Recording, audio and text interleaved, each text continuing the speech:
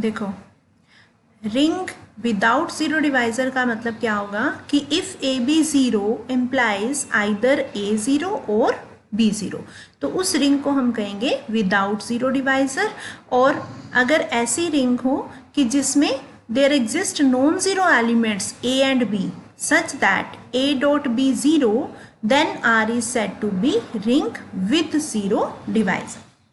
ठीक है, एक बार फिर से दोबारा समझ लो क्या होता है रिंग विद और विदाउट जीरो डिवाइजर।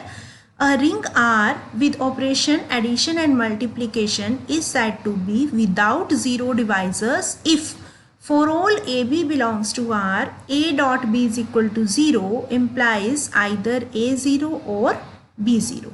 देखो क्या होगा कि दो एलिमेंट्स का प्रोडक्ट अगर ज़ीरो है तो उनमें से कम एक ज़ीरो जरूर होगा, दोनों भी हो सकते हैं, और एक ज़ीरो जरूर होगा, तो उस रिंग को तो हम कहेंगे विदाउट ज़ीरो डिवाइजर। और ऐसा भी हो सकता है कि दोनों नॉन ज़ीरो हों बट प्रोडक्ट ज़ीरो आ जाए। वो किस केस में होगा, जैसे मैट्रिसेस में हो सकता है कि दो नॉन ज़ीरो एलिमेंट्स हैं, नॉन ज़ीरो मैट्रिसेस हैं 0 1 0 0 और इधर से 1 0 0 0, तो उनका प्रोडक्ट तो ज़ीरो हो जाएगा बट दोनों नॉन ज़ीरो है क्योंकि उसमें कम से कम एक एंट्री नॉन ज़ीरो है, तो प्रोडक्ट ज़ीरो हो सकता है, एलिमेंट्स नॉन ज़ीरो हों, ऐसा हो सकता है, तो उस रिंग को तो हम कहेंगे विद ज़ीरो डिवाइजर। जिसमें ऐसा है जैसे मॉडुलो में होता है कि मल्टीप्लिकेशन मॉडुलो 5 है या मल्टीप्लिकेशन मॉडुलो 6 है, तो हम क्या करेंगे 2 × 3 करेंगे तो वो ज़ीरो आ जाएगा, बट ना तो 2 ज़ीरो है ना ही 3 ज़ीरो है, तो वो तो रिंग हो जाएंगे विद ज़ीरो डिवाइजर। और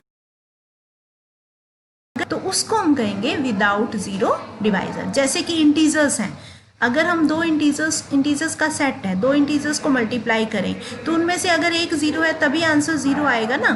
इंटीजर्स के केस में ऐसा नहीं हो सकता कि एलिमेंट्स नॉन ज़ीरो हों और प्रोडक्ट ज़ीरो आ जाए। तो ये जो सारे सेट्स हैं, Z है, Q है, रैशनल नंबर का सेट है, रियल नंबर का सेट है, कॉम्प्लेक्स नंबर का सेट है, ये सारे विदाउट ज़ीरो डिवाइजर्स हैं।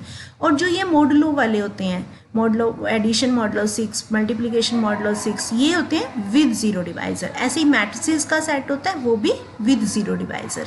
तो डेफिनेशन समझ आ गई विद और विदाउट ज़ीरो डिवाइजर्स की। अब इन पे ही बेस्ड हमने आगे और डेफिनेशंस करनी है। तो पहले हम छोटा सा एक एग्जाम्पल देख लेते हैं। Addition modulo 6 and multiplication modulo 6, ये एक सेट ले लिया 0 to 5। तो इसमें हम क्या करते हैं 2 × 3 करें या 4 × 3 करें तो वो भी ज़ीरो होगा, क्योंकि 4 3 12, 12 6 से पूरा डिवाइड हो जाता है, रिमाइंडर ज़ीरो, तो इट मीन्स इसकी वैल्यू ज़ीरो। तो इट मीन्स ये नॉन ज़ीरो एलिमेंट्स हैं बट मल्टीप्लिकेशन ज़ीरो आ गई, तो इट मीन्स ये दो एलिमेंट्स हो गए ज़ीरो डिवाइजर्स, तो रिंग विद ज़ीरो डिवाइजर्स हो गई।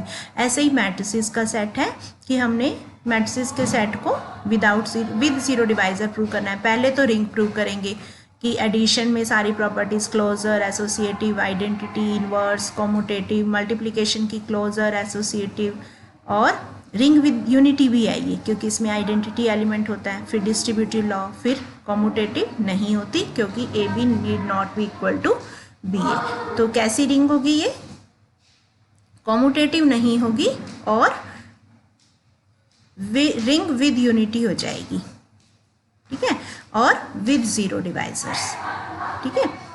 नेक्स्ट देखेंगे हम मेन डेफिनेशन जो आपकी है इंटेग्रल डोमेन, ये थ्रू आउट आगे यूज होगी रिंग्स के चैप्टर में। Integral domain, a commutative ring which has unity and is without zero divisors is called an integral domain. देखो रिंग होनी चाहिए, पहले तो रिंग की सारी प्रॉपर्टी सेटिस्फाई होनी चाहिए, उसके बाद कोम्यूटेटिव होनी चाहिए, ठीक है।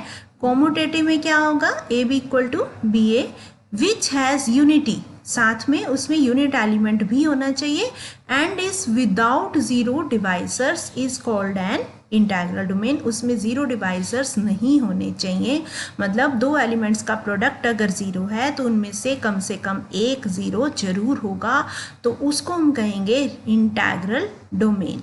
फॉर एग्जाम्पल हमने Z Q R C ये किया था ना, रिंग भी है, ये कॉम्यूटेटिव भी है, विद यूनिटी भी है और विदाउट ज़ीरो डिवाइजर, तो ये सारे इंटेग्रल डोमेन्स हैं, ठीक है। कई बार कुछ राइटर्स इसमें यूनिटी यूज़ नहीं करते कि ज़रूरी नहीं है यूनिटी हो, कॉम्यूटेटिव रिंग हो जाए और विदाउट ज़ीरो डिवाइजर, तो ये इंटेग्रल डोमेन बन जाती है, उसके बाद है डिवीजन रिंग और स्क्यू फिल्ड।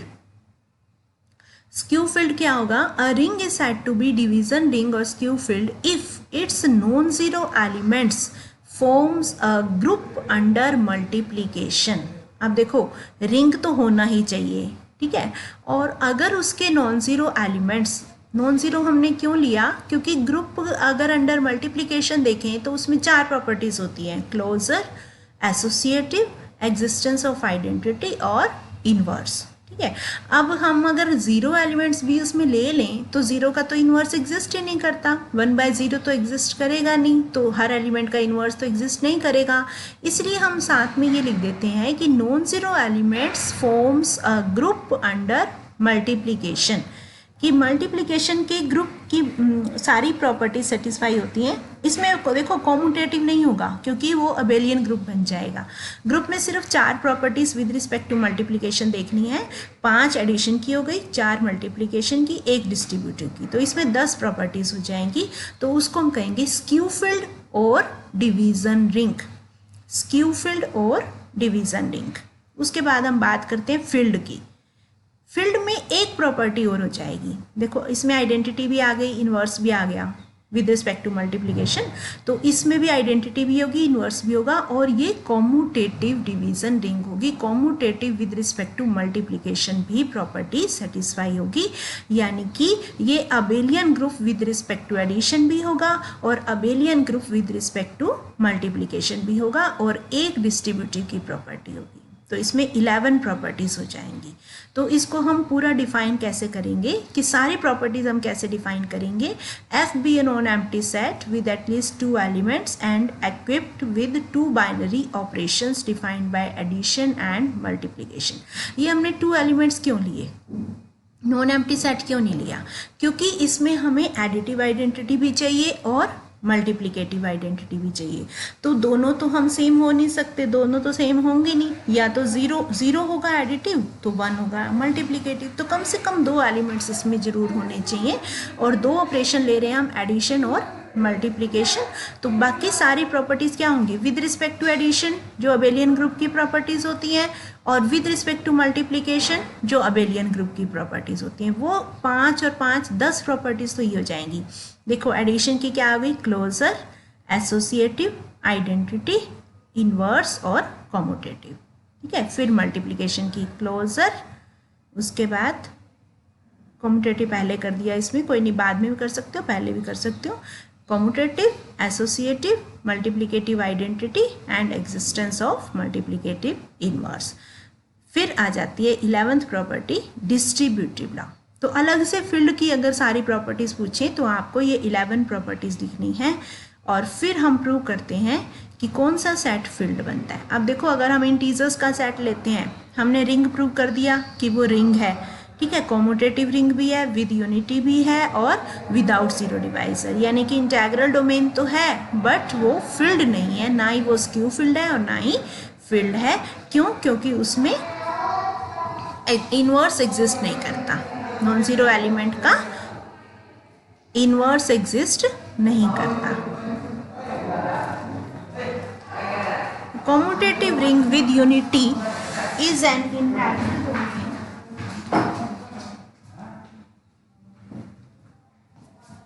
नेक्स्ट थ्योरम क्या है? Commutative ring with unity is an integral domain if and only if cancellation law holds in the ring.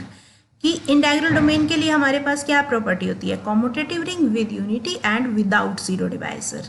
तो बाकी दोनों प्रॉपर्टीज तो हैं ही। इंटेग्रल डोमेन कब बनेगा? वो अगर उसमें कैंसलेशन लॉ होल्ड होंगे तो इंटेग्रल डोमेन होगा, यानी कि विदाउट जीरो डिवाइजर होगा, और अगर विदाउट जीरो डिवाइजर है तो कैंसलेशन लॉ होल्ड करेंगे। तो इसको हम कैसे प्रूव करेंगे? कि पहले हम मान लेते हैं कि इंटेग्रल डोमेन है, यानी कि विदाउट जीरो डिवाइजर है, और प्रूव कर देंगे कैंसलेशन लॉ होल्ड्स करते हैं। तो कैंसलेशन लॉ के लिए हम क्या मान के चलते हैं कि 2 एलिमेंट्स ए बी और ए सी इक्वल हैं, तो बी और सी इक्वल होने चाहिए। यही हुआ ना, कैंसलेशन का मतलब ए कैंसिल कर सकते हैं हम, तो b must be equal to c. क्या करो, इसको इधर शिफ्ट कर दो, ए कॉमन ले लो, a into b minus c equal to 0। और ये हम तभी करते हैं जब इसका इन्वर्स एग्जिस्ट करता है। इन्वर्स तभी एग्जिस्ट करेगा जब इसका ये नॉन ज़ीरो होगा, है ना। नॉन ज़ीरो का इन्वर्स एग्जिस्ट करता है, तो हम ए पहले ही हम नॉन ज़ीरो लेके चल रहे हैं। अब देखो, एक एलिमेंट हो गया ए, एक हो गया बी माइनस सी, दो एलिमेंट्स का प्रोडक्ट ज़ीरो आ गया, वन उनमें से ए है, अदर है बी माइनस सी। तो हमें दिया हुआ है इंटेग्रल डोमेन है। इंटेग्रल डोमेन मतलब without zero divisor. Without zero divisor का मतलब है अगर दो एलिमेंट्स का प्रोडक्ट ज़ीरो है तो उनमें से एक ज़ीरो जरूर होगा। तो ए तो ज़ीरो है नहीं, क्यों, ए नॉन ज़ीरो है, तो ए की कंडीशन रह गई बी माइनस सी ज़ीरो, और जैसे ही बी माइनस सी ज़ीरो होगा तो बी इक्वल टू सी हो गया, मतलब हमने ए को कैंसिल कर दिया, तो ये आ गया B equal to C. Cancellation law hold हो गया इसमें।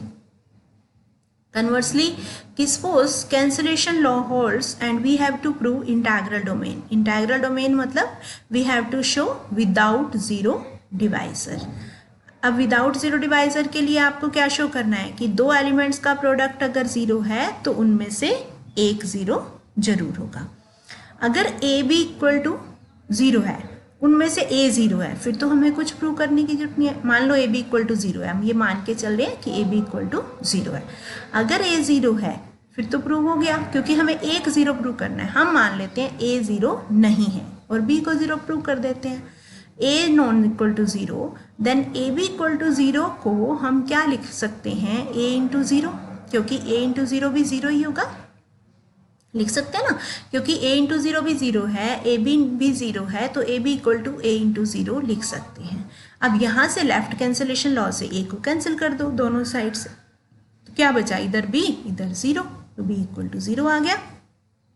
It means R is without zero divisor and hence it is an integral domain. उसके बाद नेक्स्ट थ्योरम है every field is an integral domain. कोई भी फील्ड है, फील्ड में क्या क्या प्रॉपर्टीज होती हैं, commutative, with unity and her element का इनवर्स भी एग्जिस्ट करता है। मतलब अगर नॉन ज़ीरो एलिमेंट का इनवर्स एग्जिस्ट कर रहा है तो वो इंटेग्रल डोमेन होगा, यानी कि विदाउट ज़ीरो डिवाइज़र होगा। सेम उसी टाइप से ही होगा, इसमें ज़्यादा डिफरेंस नहीं आएगा, क्योंकि इन्वर्स एग्जिस्ट करता है। जैसे कैंसिलेशन लॉ में हम इन्वर्स लगा कैंसिल कर देते हैं, इसमें इन्वर्स लगा देंगे, बस उसी टाइप से ही आ जाएगा कि अगर हम पहले मान के चलें ए भी ज़ीरो है तो ए नॉट इक्वल टू ज़ीरो है, तो इन्वर्स लगा देंगे तो बी ज़ीरो आ जाएगा। तो इनमें से एक ज़ीरो आ गया ना, इधर ए ज़ीरो और बी ज़ीरो। और सेकेंडली अगर बी नॉन ज़ीरो है तो ए ज़ीरो आ जाएगा। तो ज़ीरो डिवाइज़र हो गया, field has no zero divisor, without zero divisor हो गया, तो ये इंटेग्रल डोमेन बन गया। उसके बाद है every finite non zero integral domain. देखो इसमें हमने ऊपर प्रूव किया था field is an integral domain. अगर कोई फील्ड है वो तो इंटेग्रल डोमेन होगा, but her integral domain field नहीं होगा। कंडीशन है उसकी वो फाइनाइट होना चाहिए। अगर वो फाइनाइट है और नॉन ज़ीरो है तो वो फील्ड होगा। तो एफ हम मान के चल रहे हैं finite non zero integral domain, और उसको प्रूव करना है कि वो फील्ड है। फील्ड मतलब फील्ड कब होगा, जब इन्वर्स एग्जिस्ट करेगा हर एलिमेंट का, क्योंकि बाकी सारी प्रॉपर्टी सेम रहेंगी। कॉम्यूटेटिव रिंग विद यूनिटी इसमें भी होता है, इंटेग्रल डोमेन में भी होता है, फील्ड में भी होता है। सिर्फ एक कंडीशन होगी, फील्ड में इन्वर्स होगा और इंटेग्रल डोमेन में विदाउट ज़ीरो डिवाइज़र। तो पहले हम मान के चलते हैं कि ये इंटेग्रल डोमेन है, फाइनाइट है, उसमें n एलिमेंट्स है, a1 a2 an। तो प्रूव करना है कि उसमें इन्वर्स भी एग्जिस्ट करता है हर नॉन ज़ीरो एलिमेंट का। तो ए हम एक नॉन ज़ीरो एलिमेंट लेके चलते हैं।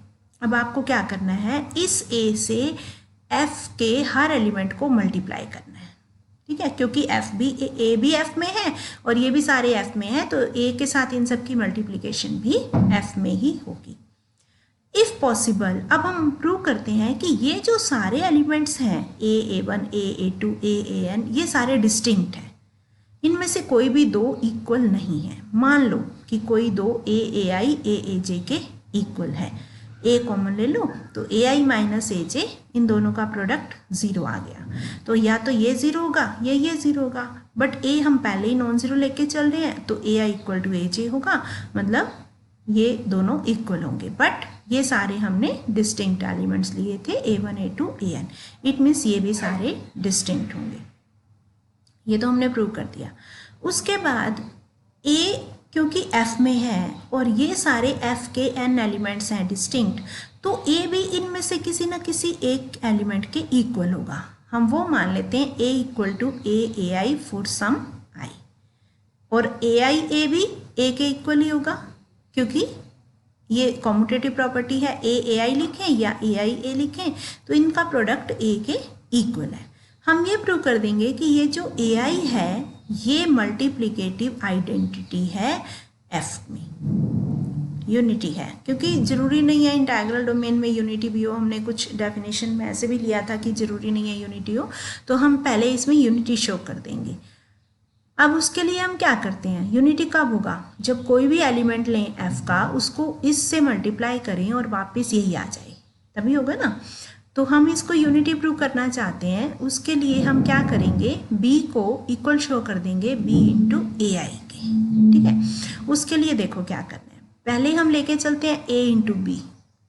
अब क्योंकि हम A को A इंटू AI लिख सकते हैं, है ना, A किसके इक्वल था, A इंटू AI के, इसको इधर शिफ्ट कर दो, A कॉमन ले लो, तो B किसके इक्वल आ जाएगा, AI B के। वही विदाउट जीरो डिवाइजर वाली प्रॉपर्टी, A नॉन जीरो है इसलिए A जीरो होगा, तो ये दोनों इक्वल हो जाएंगे। तो B किसके इक्वल आ गया, B इंटू AI, मतलब AI हमारी आइडेंटिटी हो गई। अब हमें इन्वर्स निकालना है। इन्वर्स निकालने के लिए क्या करते हैं, AI को हम 1 मान लेते हैं, मतलब बार बार AI लिखने की, क्योंकि हम यूनिटी प्रूव कर चुके हैं, यूनिटी को हम 1 से डिनोट करते हैं, तो इसको हम नोटेशन दे देते हैं 1। उसके बाद ये जो 1 है AI है, ये भी किसी ना किसी इनमें से ही एक एलिमेंट के इक्वल होगा। जैसे हमने B को लिया था, B is any arbitrary element, then B is equal to some AI into B जो है वो इनमें से ही एक एलिमेंट होगा। ऐसे ही AI जो है वो भी इनमें से किसी एक के इक्वल होगा, तो वो मान लेते हैं AI equal to A into AJ या AR। तो ये जो AR होगा ये A का इन्वर्स हो जाएगा, क्योंकि A इंटू AR 1 हो गया, या AR इंटू A आइडेंटिटी आ गई, तो AR क्या हो गया, A का inverse. It means F has multiplicative inverse and hence F is a field। तो ये हमने प्रूव कर दिया कि अगर कोई इंटीग्रल डोमेन है और वो फाइनाइट है तो वो फील्ड होगा, और कन्वर्स में डायरेक्ट हम लिख देंगे कि every field is an integral domain, but converse में हमें finite integral domain is a field. बाकी हम नेक्स्ट लेक्चर में करेंगे।